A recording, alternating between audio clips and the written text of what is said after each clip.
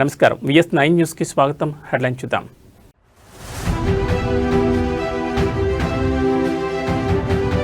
Davos పర్యటన ముగించుకుని అమరావతి చేరుకున్న చంద్రబాబు సచివాలయంలో రాష్ట్ర స్థాయి బ్యాంకర్ల సమావేశంలో పాల్గొనున్న సీఎం.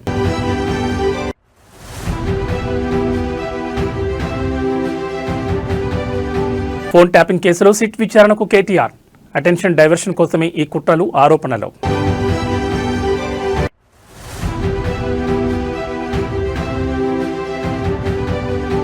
జేసీ వర్సెస్ కేతిరెడ్డి సవాళ్లు ప్రతి సవాళ్లతో తాటిపత్రిలో హైటెన్షన్.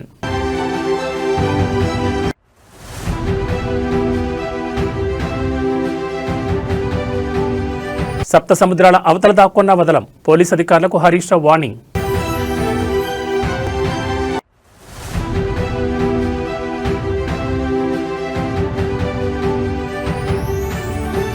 జూబ్లీహిల్స్ సిట్ ఆఫీస్ దగ్గర ఉద్రిక్తత, బీఆర్ఎస్ నేతలు పోలీసుల మధ్య తోపులాట.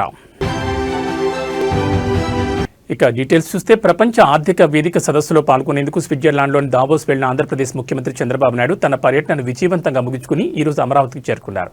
దావోస్ పర్యటనలో రాష్ట్రానికి భారీగా పెట్టుబడులు ఆకర్షించడమే లక్ష్యంగా పలు అంతర్జాతీయ సంస్థల ప్రతినిధులతో సీఎం భేటీ అయ్యారు.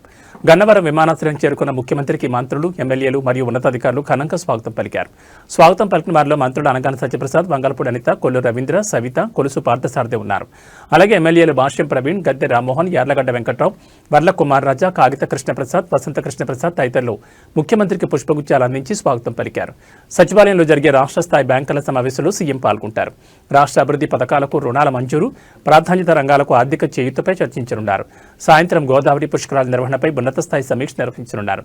భక్తులకు కల్పించాల్సిన వసతులు, ఘాట్ల నిర్మాణం, భద్రతా ఏర్పాట్లపై అధికారులకు దిశానిర్దేశం చేయనున్నారు.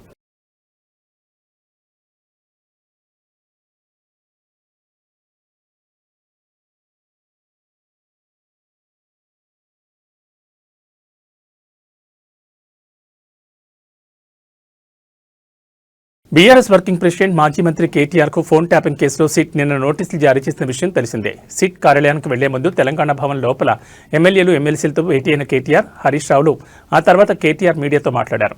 ఈ కేసులో ఏమీ లేదు, మాకేం సంబంధం లేదని కేటీఆర్ తెలిపారు. 10 సార్లు పిలిచినా హాజరవుతా, అటెన్షన్ డైవర్షన్ కోసమే ఈ కుట్రలని మండిపడ్డారు. రేవంత్ తన మంత్రులతో సహా మా అందరి ఫోన్లు ట్యాప్ చేస్తున్నాడని కేటీఆర్ ఆరోపించారు. 50 లక్షలతో నోటుకు ఓట్లు దొరికిన ఒక దొంగ ఇవాళ ముఖ్యమంత్రిగా ఉండడం వల్లే ఈ రాజకీయ కక్ష సాధింపులని అన్నారు. 6 గ్యారంటీల మోసం, 420 హామీల దాగా సింగరేణి బొగ్గు కుంభకోణం నుంచి ప్రజల దృష్టి మళ్లించేందుకు ఈ కుతంత్రాలను ఫైర్ అయ్యారు. 4 కోట్ల ప్రజలను నైవేద్యం చేసిన ముఖ్యమంత్రిని వదిలిపెట్టాం, కాంగ్రెస్ను బొందపెట్టేదాకా నిద్రపోమని కేటీఆర్ తెలిపారు. విచారణలో ప్రతి ప్రశ్నకు సమాధానం చెప్తామని వెల్లడించారు. ప్రభుత్వం రాజకీయ డ్రామా ఆడుతోంది. కేసీఆర్ సైనికులుగా ఉద్యమం నుంచి ఉద్భవించిన నాయకత్వం బీఆర్ఎస్ అని అన్నారు. కేసీఆర్ నాయకత్వంలో 10 ఏళ్ల అధికారంలో ఉన్న మేము ఎప్పుడు తప్పుడు పనులు చేయలేదు, మేము టైంపాస్ రాజకీయాలు చేయలేదు, ప్రతిపక్షాలను వేధించలేదన్నారు. విచారణకు భయపడేవారు ఎవరూ లేరని తెలిపారు. రాష్ట్రంలో పాలనా పిచ్చోడి చేతులు రాయిలా మారిందని ఎద్దేవా చేశారు. సమావేశం అనంతరం మాజీ మంత్రి కేటీఆర్ విచారణ నిమిత్తం జూబ్లీహిల్స్ పోలీస్ స్టేషన్కు చేరుకున్నారు. ఆయన వెంట మాజీ మంత్రి హరీష్ రావుతో పాటు ముఖ్యులు, కార్యకర్తలు ఉన్నారు. ఇంత కష్టపడి మరి కేసీఆర్ గారి నాయకత్వంలో ప్రజలు సాధించుకున్న ఈ రాష్ట్రంలోని పరిపాలన పిచ్చోడి చేతిలో రాయిలాగా మారిపోయింది. పరిపాలన మీద దృష్టి లేదు, పరిపాలన చేత కాదు, ప్రజలకిచ్చిన హామీలు నెరవేర్చే సత్తా లేదు. అసమర్థుడి జీవనయాత్రలాగా ఈ 2 ఏళ్ళు ఏదో నెట్టుకుంటూ టైంపాస్ చేసుకుంటూ వచ్చినారు. ఒక్కొక్క రోజు ఒక్కొక్క డ్రామా. కొన్ని రోజులు కాళేశ్వరం పేరిట డ్రామా, కొన్ని రోజులు గొర్రెల స్కామ్ అని డ్రామా, కొన్ని రోజులు ఫార్ములా ఈ పేరిట డ్రామా, మరికొన్ని రోజులు ఫోన్ ట్యాపింగ్ అని చెప్పి డ్రామా. తప్పు చేసినోడు భయపడతాడు, తప్పు చేయనోళ్ళు ఎవరికి భయపడాడు. రేవంత్ రెడ్డి కాదు, వాని జేజమ్మకు కూడా భయపడే సమస్య లేదు. ముమ్మాటికి ఒకటి మాత్రం పక్కా, ఈ కేసు ఇంతటితో మేము వదిలిపెట్టాం. నా క్యారెక్టర్ అసాసినేషన్కి బాధ్యులైన రేవంత్ రెడ్డిని, ఆయన తొత్తులుగా పనిచేస్తున్న పోలీసులు కొంతమంది, అందరినీ కాదు, కొంతమంది పోలీసులు ఎవరైతే ఉన్నారో ఆయన తొత్తులుగా, ఆయన అడుగులకు మడుగులతో పనిచేస్తున్నారో వాళ్ళని నేను కూడా వదిలిపెట్టను. ఎందుకు వదిలిపెట్టను? ఎందుకంటే నా వ్యక్తిత్వం హననం చేస్తూ ఉన్నారు. లేని లింకులు అంటగట్టి, లేని రంకులు అంటగట్టి, నాకు ఇష్టం ఉన్నట్టు ఎవరెవరో యాక్టర్లకు లింకులు పెట్టి చిల్లర రాజకీయం ఏదైతే చేస్తున్నారో ఈ విషయంలో నేను మాత్రం వదిలిపెట్టను. మీరేదో ఇవాళ ముఖ్యమంత్రి హార్వర్డ్కి పోయిండు, ఆడ వచ్చిరాని ఇంగ్లీష్లో ఏం నేర్చుకుంటుండో ఏం వచ్చిండో కానీ ఆయన వచ్చే వరకు టైంపాస్ చేద్దాము అని చెప్పి మీరు డ్రామా చేస్తున్నారు. మాకు తెలుసు, ధారావాహికలాగా నడుపుతా ఉన్నారు. మాకేం ఇబ్బంది లేదు, మీరు ఎన్నిసార్లు పిలిచినా వస్తాం. ఎందుకంటే చట్టాన్ని గౌరవించే పౌరులం, తప్పకుండా వస్తాం. మేము తప్పు చేయలేదన్న మాటనే చెప్తాము. మీరు ఎన్ని రకాల డైవర్షన్ గేమ్లు ఆడినా మేము మాత్రం అర్జునుడి కన్ను ఎట్లయితే ఆనాడు తన గురి మీదనే ఉండనో అట్లే మా గురి మొత్తం కూడా ఈ ప్రభుత్వ అసమర్థత మీద, మీ అవినీతి మీద. అనంతపురం జిల్లాలోని తాడిపత్రిలో ఎప్పుడు ఏదో పొలిటికల్ హీట్ కొనసాగుతూనే ఉంటుంది. సవాళ్లు ప్రతి సవాళ్లతో జేసీ వర్సెస్ కేతిరెడ్డిగా పరిస్థితి ఉంటుంది. తాజాగా తాడిపత్రి రాజకీయాలు మరోసారి వేడెక్కాయి. వైసీపీ నేత మాజీ ఎమ్మెల్యే కేతిరెడ్డి పెద్దారెడ్డి, మాజీ ఎమ్మెల్యే టీడీపీ నేత తాడిపత్రి మున్సిపల్ చైర్మన్ జేసీ ప్రభాకర్ రెడ్డి మధ్య మాటల యుద్ధం సవాళ్లు ప్రతి సవాళ్ల స్థాయికి చేరడంతో తాడిపత్రిలో హైటెన్షన్ వాతావరణం నెలకొంది. రాయలసీమ పౌరుషం, సాగునీటి ప్రాజెక్టుల అంశాలపై ఇరు వర్గాలు బహిరంగ సవాళ్లు విసరడంతో పరిస్థితి నివురుగప్పిన నిప్పులా మారింది. రాయలసీమ సాగునీటి ప్రాజెక్టులపై ఎక్కడైనా చర్చకు రావాలని కేతిరెడ్డి పెద్దారెడ్డి జేసీ ప్రభాకర్ రెడ్డికి సవాల్ విసిరారు. కర్నూలు, కొండారెడ్డి బురుజు, Kadapa, Kotireddy circle, Anantapuram tower clock వంటి ప్రదేశాల్లో ఆయన చర్చకు సిద్ధమని ఆయన ప్రకటించారు. రాయలసీమ పౌరుషాన్ని తక్కువ అంచనా వేయొద్దంటూ కేతిరెడ్డి వ్యాఖ్యానించారు. ఇక జేసీ వర్గీయులు కూడా అదే స్థాయిలో ప్రతి సవాలు చేయడంతో ఉద్రిక్తత మరింత పెరిగింది. ఇరు వర్గాల కార్యకర్తలు రోడ్డెక్కే అవకాశం ఉందన్న సమాచారంతో పోలీసులు అప్రమత్తమయ్యారు. తాడిపత్రిలో శాంతి భద్రతలకు విఘాతం కలిగిస్తే కఠిన చర్యలు తప్పవని పోలీసులు హెచ్చరికలు జారీ చేశారు. రాజకీయ నాయకుల వ్యాఖ్యలు శాంతి భద్రతలకు భంగం కలిగించేలా ఉంటే చట్టపరమైన చర్యలు తీసుకుంటామని పోలీసులు హెచ్చరించారు. తాడిపత్రి పరిసర ప్రాంతాల్లో అదనపు బలగాలను మోహరించి పరిస్థితిని ఎప్పటికప్పుడు పర్యవేక్షిస్తున్నారు పోలీసులు.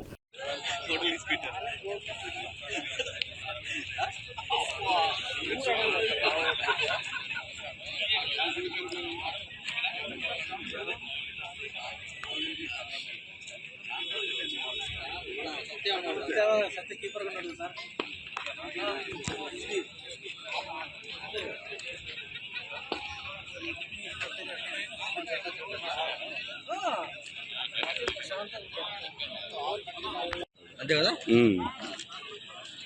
ఆఫీస్ నుంచి పంపించినారు.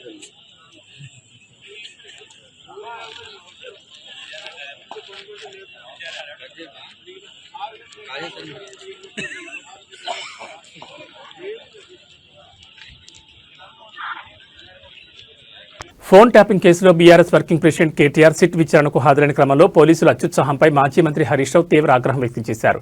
కుట్రపూరితంగా ఉద్దేశపూర్వకంగా తమపై కేసులు పెట్టారని తెలిపారు. ఈ కేసులో కేటీఆర్ విచారణకు హాజరయ్యారని, రేవంత్ రెడ్డిని కూడా ఫోన్ ట్యాపింగ్పై విచారించాలని డిమాండ్ చేశారు. జూబ్లీహిల్స్ పోలీస్ స్టేషన్ వద్దకు వెళ్లకుండా బీఆర్ఎస్ నాయకులపై పోలీసులు దౌర్జన్యాన్ని నిరసిస్తూ మాజీ మంత్రులు ఎర్రబెల్లి దయాకర్రావు, కొప్పుల ఈశ్వర్, మాజీ ఎమ్మెల్యేలు శంకర్ నాయక్, క్రాంతి నాయక్, ఇతర బీఆర్ఎస్ నాయకులు జూబ్లీహిల్స్లోని రోడ్డుపై బైఠాయించి నిరసన తెలిపారు. ఈ సందర్భంగా పోలీసుల వైఖరిని హరీష్ రావు నిలదీశారు. కుట్రపూరితంగా వ్యవహరిస్తున్న పోలీసులకు వార్నింగ్ ఇచ్చారు. కావాలని రిటైర్మెంట్కు దగ్గర ఉన్న అధికారులతో సిట్ ఏర్పాటు చేసి బీఆర్ఎస్ నాయకులను వేధిస్తున్నారని తెలిపారు. ఉద్దేశపూర్వకంగా రేవంత్ రెడ్డి మాటలు, సిపి మాటలు విని మమ్మల్ని ఇబ్బంది పెట్టాలని చూసే అధికారులను వదిలిపెట్టమని హెచ్చరించారు. రిటైర్ అయ్యాక కూడా సప్త సముద్రాల అవతల దాక్కున్నా పట్టుకొస్తామని తెలిపారు. దావోసులో ఉన్న సీఎం రేవంత్ రెడ్డి ఆదేశాలు పాటించడం కాదు, చట్ట ప్రకారం వ్యవహరించాలని సూచించారు. చట్ట ప్రకారం వ్యవహరించకపోతే వారిదే బాధ్యతని స్పష్టం చేశారు. కావాలని రిటైర్మెంట్ కు దగ్గరగా ఉన్న అధికారులను సిట్ లో పెట్టి రిటైర్మెంట్ కు దగ్గరగా ఉన్న అధికారులను ఉపయోగించి ఇవాళ మా మీద రకరకాల ప్రయత్నాలు చేస్తున్నారు. నేను మాత్రం ఒక్కటే చెప్పదలుచుకున్న అధికారులకు, మీరు అన్యాయంగా వ్యవహరిస్తే, అక్రమంగా వ్యవహరిస్తే, మీరు ఉద్దేశపూర్వకంగా మమ్మల్ని ఇబ్బంది పెట్టాలని ప్రయత్నం చేస్తే, మీరు రిటైర్ అయిన తర్వాత కూడా ఏ పొక్కలో దాక్కున్నా, సప్త సముద్రాల బయట ఉన్నా మిమ్మల్ని పట్టుకొచ్చి విచారిస్తాము. ఎవరిని వదిలిపెట్టే ప్రశ్నే లేదు. చట్టాన్ని అతిక్రమించినా, న్యాయబద్దంగా వ్యవహరించకపోయినా, ఉద్దేశపూర్వకంగా తప్పుడు ప్రచారం చేసినా, తప్పుడు లీకులు ఇచ్చిన పోలీస్ అధికారులను వదిలిపెట్టే ప్రశ్నే లేదు. అంతకంతకు అనుభవిస్తారు. జాగ్రత్త, ఆలోచించుకోండి. రిటైర్ అయినాక మీకు ప్రభుత్వం, రేపు వచ్చే బీఆర్ఎస్ ప్రభుత్వం కూడా మీకు సహకరించదు. మీ సొంత డబ్బులతో సొంత లాయర్లను పెట్టుకుని మీరు కేసులు వాదించుకోవాల్సి వస్తుంది. అన్ని దృష్టిలో పెట్టుకుని న్యాయబద్దంగా వ్యవహరించండి, చట్టబద్దంగా వ్యవహరించండి. రేవంత్ రెడ్డి దావోస్కెళ్లి ఆయన ఇచ్చే డైరెక్షన్ లో కాదు. రాజధాని అమరావతి ప్రాంత రైతులకు ఏపీ ప్రభుత్వం శుభవార్తను వినిపించింది. అమరావతి ప్రాంత రైతులకు ఈ రోజు ఫ్లాట్ల కేటాయింపు జరగనుంది. గతంలో మాదిరిగానే ఈ లాటరీ విధానంలో ఫ్లాట్లు కేటాయించబోతున్నారు. దీనికి సంబంధించి సిఆర్డీఏ అన్ని ఏర్పాట్లు పూర్తి చేసింది. ఈ రోజు మొత్తం 14 గ్రామాలకు చెందిన 90 మంది రైతులకు 135 ఫ్లాట్లు కేటాయించనున్నారు. ఈ లాటరీని ఈ రోజు ఉదయం 11 గంటలకు రాయపూర్లోని సిఆర్డీఏ కార్యాలయంలో నిర్వహించనున్నారు. అలాగే ఉండవల్లిలో మెట్ట భూములు ఇచ్చిన రైతులకు కూడా ఫ్లాట్లు ఇవ్వనున్నారు. అక్కడి 201 మంది రైతులకు మొత్తం 390 ఫ్లాట్లు కేటాయించారు. మరోవైపు ఏపీలో కూటమి ప్రభుత్వం ఏర్పడిన తర్వాత రాజధాని అమరావతి అభివృద్ధిపై ప్రత్యేక దృష్టి సారించింది. ఒకవైపు అభివృద్ధి పనులను వేగవంతం చేస్తూనే మరోవైపు భవిష్యత్ అవసరాలు, విస్తరణ కోసం భూసేకరణ కార్యక్రమాలు కూడా ప్రభుత్వం కొనసాగిస్తోంది. ఈ నేపథ్యంలో రైతులకు ఫ్లాట్ల కేటాయింపు జరగడం అమరావతి అభివృద్ధిలో మరో కీలక అడుగుగా భావిస్తున్నారు.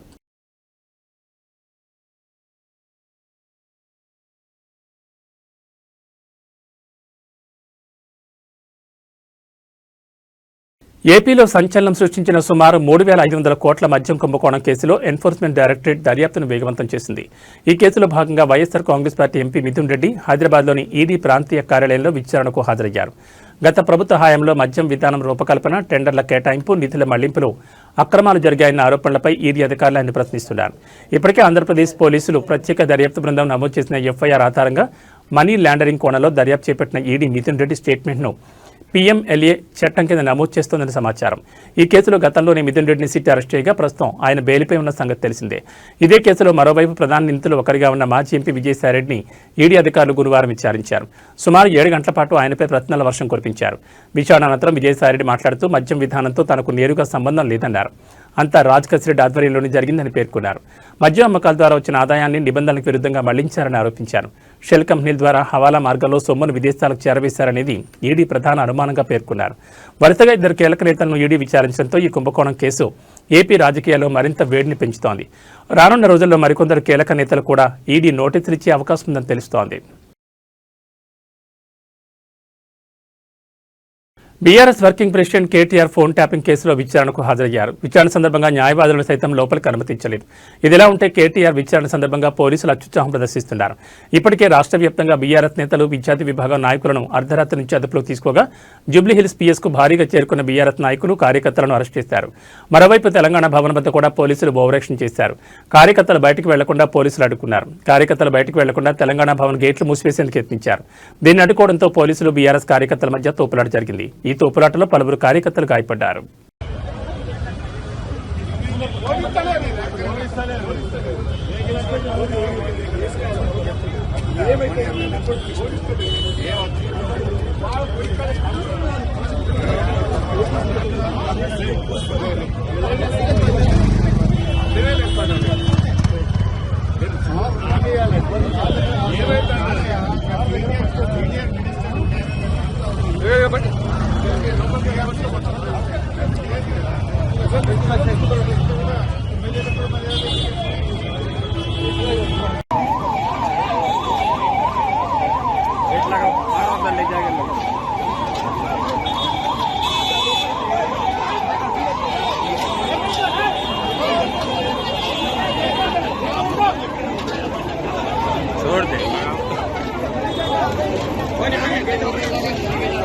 క్లోజ్ చేస్తాను.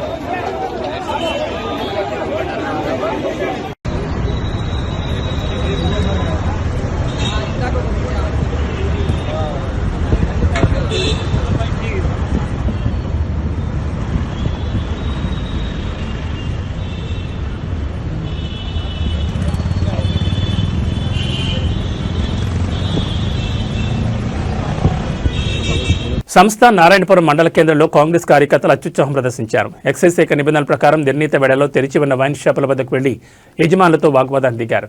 తమ ఆదేశాలు పాటించకపోతే ఆ తర్వాత మీ ఇష్టం, ఫలితం తీవ్రంగా ఉంటుంది అంటూ బహిరంగంగానే బెదిరింపులకు దిగారు. అధికార పార్టీ అండ చూసుకుని ఇలా సామాన్య వ్యాపారులను భయపెట్టడంపై స్థానికులు మండిపడుతున్నారు. నిబంధనలు అమలు చేయాల్సిన బాధ్యత పోలీసులది, ఎక్సైజ్ శాఖది కాగా రాజకీయ కార్యకర్తలు ఈ విధంగా పెత్తనం చలాయించడం ఏంటని ప్రజలు సూటిగా ప్రశ్నిస్తున్నారు. కాంగ్రెస్ కార్యకర్తల ఈ ఓవరాక్షన్పై సోషల్ మీడియాలో విమర్శలు వెల్లువెత్తున్నాయి. ప్రభుత్వం మీదే కదా, మీకు అంతగా మద్యంపై వ్యతిరేకత ఉంటే నేరుగా రాష్ట్ర వ్యాప్తంగా మద్యపాన నిషేధం చేయించవచ్చు కదా అంటూ నెట్జన్లు ఎద్దేవా చేస్తున్నారు. కేవలం వైన్స్ యజమానులను బెదిరించి తమ ఆధిపత్యాన్ని ప్రదర్శించడం ఏంటని విపక్షాలు మండిపడుతున్నాయి.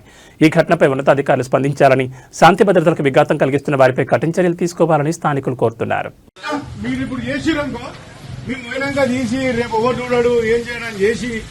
చేసుకొని ఇబ్బంది పడకండి. ఓపెన్ చెప్తున్నా, 6 గంటలకు పర్మిట్ రూమ్, 6 గంటలకే పెట్టండి. మళ్ళా మీతోటే మీరు తర్వాత ఇబ్బంది పడతారు. మీకు ఇష్టం పెట్టుకోండి. ఏముండవు, అన్ని పడేసే ఉండదు.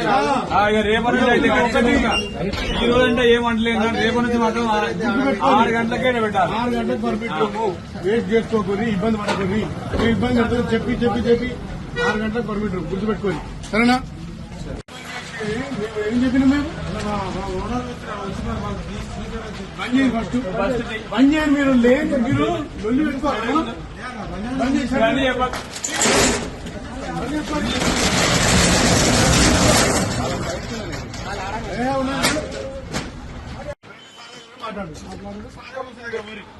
మొర పెట్టుకోరు. ఇక్కడ మాత్రం లోకల్లో నేను చెప్తున్నాను, తీసి 1 గంట లేదు. 11:30కి ఇప్పుడు వచ్చిన నిన్న తీసిన తెలిసింది, అందుకే మొదలు వచ్చాం.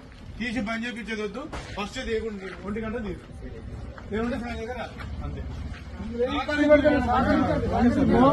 మా సార్ చెప్తే నేను చెప్తాను.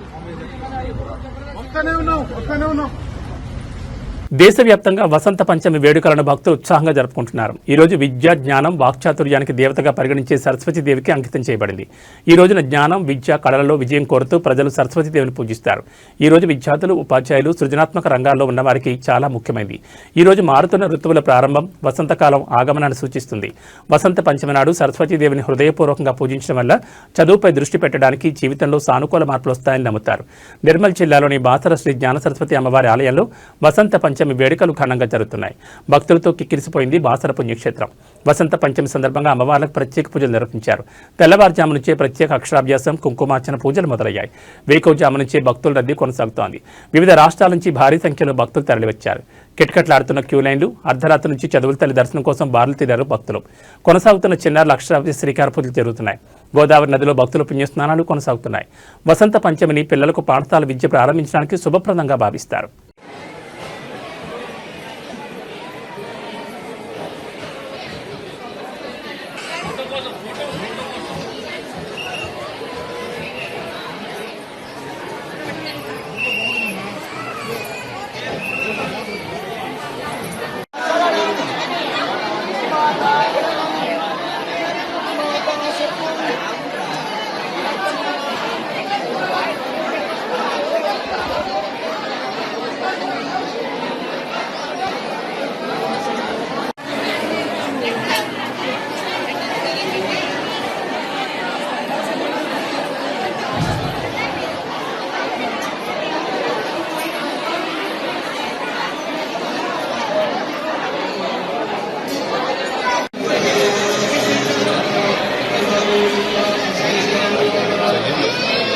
తిరుమల శ్రీవారి దర్శనానికి భక్తులు పోటెత్తారు. వారాంతం కావడంతో స్వామివారికి మొక్కులు తీర్చుకుని దర్శనం చేసుకునేందుకు క్యూ లైన్లో బారులు తీరారు. శుక్రవారం ఉదయానికి 31 కంపార్ట్మెంట్లు భక్తులతో నిండిపోయాయి. వీరిలో టోకెన్లు లేనివారు సర్వదర్శనానికి 12 గంటలు పడుతోందని, టోకెన్లు ఉన్న భక్తులకు 4 నుంచి 6 గంటల సమయం పడుతుందని టీటీడీ వెల్లడించింది. 300 రూపాయల శీఘ్ర దర్శన భక్తులకు 3 నుంచి 5 గంటల్లో శ్రీవారి దర్శనం జరుగుతుందని పేర్కొంది. నిన్న స్వామివారిని 64,571 మంది భక్తులు దర్శించుకోగా 23,634 మంది భక్తులు తరణీలాలో మొక్కులు చెల్లించుకున్నారు. గురువారం స్వామివారి ఉండే ఆదాయం 3.84 కోట్లు వచ్చినట్లు టీటీడీ వెల్లడించింది. కాగా వీకెండ్తో పాటు సోమవారం పబ్లిక్ హాలిడే కావడంతో భక్తుల రద్దీ మరింత పెరుగుతుందని టీటీడీ అంచనా వేసింది. భక్తులకు ఎలాంటి ఇబ్బందులు కలగకుండా ఏర్పాట్లు చేస్తోంది.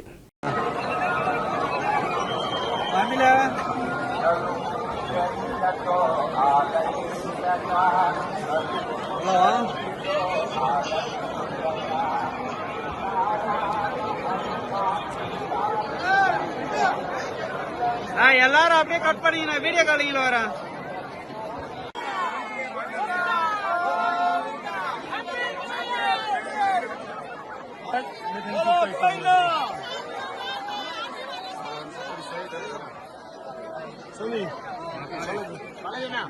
గోవిందా బోలో.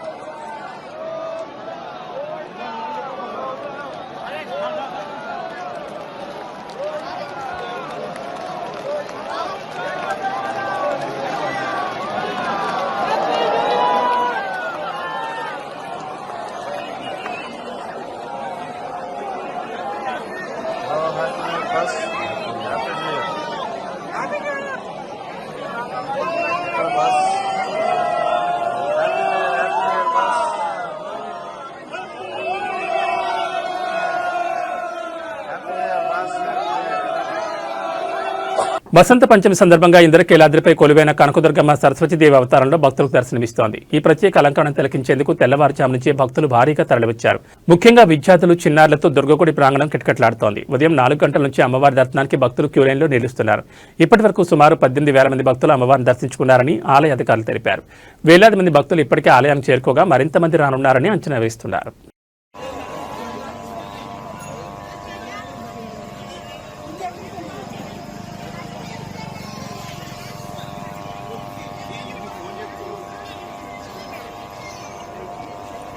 మహారాష్ట్రలో రాజకీయ రగడ రాజుకుంది. నేత సహార్ షేక్ నగరమంతా పచ్చరంగులకు మారిపోవాలని చేసిన వ్యాఖ్యలకు బీజేపీ నేత నవనీత్ కౌర్ గట్టిగా స్పందించారు. పచ్చరంగు కావాలంటే పాకిస్తాన్ వెళ్లాలని, ఇక్కడ కాషాయం మాత్రమే నడుస్తుందని ఆమె హెచ్చరించారు. దీనిపై సహార్ షేక్ స్పందిస్తూ తన పార్టీ జెండా రంగు పచ్చ అనే ఉద్దేశంతోనే ఆ మాట అన్నారని వివరణ ఇచ్చారు. पूरा ग्रीन करने के लिए पाकिस्तान जाना पड़ेगा. इस देश में है तो भगवा और नीला ही चलेगा, दूसरा कोई रंग नहीं चल सकता है. ये याद रखना. छत्रपति शिवाजी महाराज ने जब बोला था कि ये राज्य में जो धर्म के लिए हम काम कर रहे हैं, जो महाराष्ट्र में रह रहे हैं, ये धर्म के लिए हम जिएंगे भी और मरेंगे भी. किसी ने कितना भी कुछ बोला, ग्रीन करेंगे, हरा करेंगे, तो तुम्हारे सपने भी सच नहीं हो सकते हैं.